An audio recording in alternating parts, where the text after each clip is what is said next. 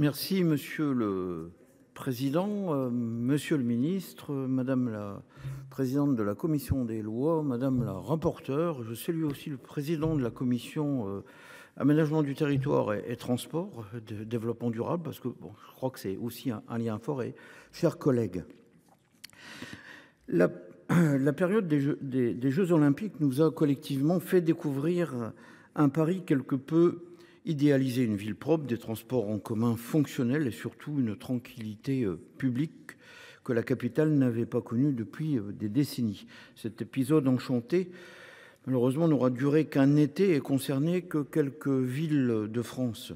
L'utopie d'une ville parfaite dans une société apaisée telle que décrite par Thomas More au XVIe siècle a pris fin et nos concitoyens ont redécouvert à la rentrée des transports en commun où l'insécurité, la saleté, les incivilités, malheureusement, que quelqu'un impose à d'autres, sont la règle.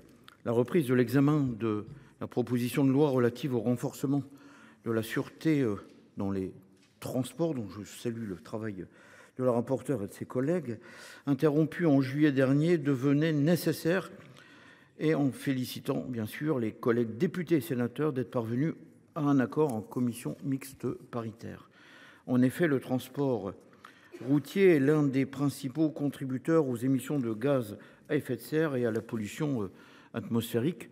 La transition des transports du quotidien de nos concitoyens de la voiture individuelle vers les transports en commun, que je soutiens largement à titre personnel, est chaque jour de plus en plus une réalité. Pour autant, nous ne pouvons pas continuer à inciter les Français à changer leurs habitudes du quotidien si nous leur offrons des alternatives de transport en commun constamment en retard et peu sûres. Nos collectivités territoriales sont le fer de lance du développement des transports en commun. Elles investissent constamment pour des trains, des trams, des métros, soit de plus en plus nombreux, propres et à l'heure. Cependant, pour convaincre nos concitoyens d'emprunter ces transports et à récompenser les investissements des élus locaux, la question de la sûreté doit impérativement être résolue par les opérateurs et surtout par les services de l'État.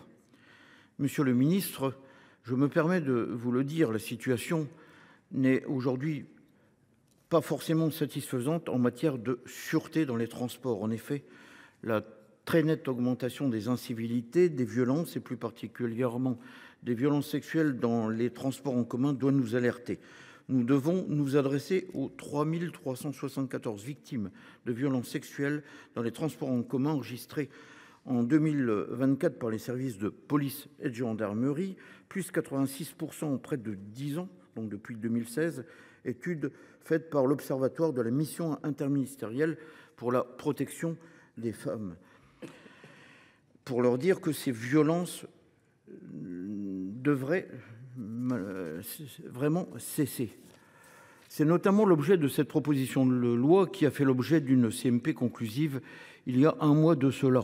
Le texte renforce les missions et les capacités d'action de la sûreté ferroviaire, de la sûreté de la RATP, des agents de la sécurité privée employés dans les gares et les transports en commun. En venant tout à l'heure à Paris, j'ai rencontré la SUGE sur la gare de Reims. Je crois que c'est important aussi qu'on ait un dialogue réellement avec eux et l'importance des moyens humains et des effectifs. Le partenariat aussi avec la gendarmerie, la police nationale, les polices municipales également sont indispensables.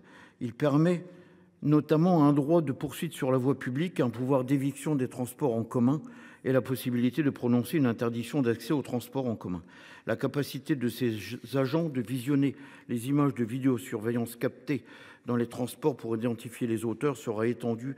L'expérimentation permettrait d'être équipés de caméras piétons. Pour mieux protéger nos enfants, les opérateurs de transport scolaire à Mayotte auront la possibilité de filmer la voie publique au moyen de caméras frontales et latérales embarquées. Pour réagir aux situations les plus violentes, certains agents chargés de la sécurité des voyageurs pourront même être équipés de pistolets à impulsion électrique. Concernant le traitement des incivilités, l'arsenal juridique est renforcé par cette loi concernant la lutte contre la fraude, les abandons de bagages, les entraves à la circulation ou encore le transport surfing. Enfin, concernant les conducteurs de véhicules, les opérateurs de transport seront informés du retrait de leur permis de conduire afin qu'ils puissent être écartés.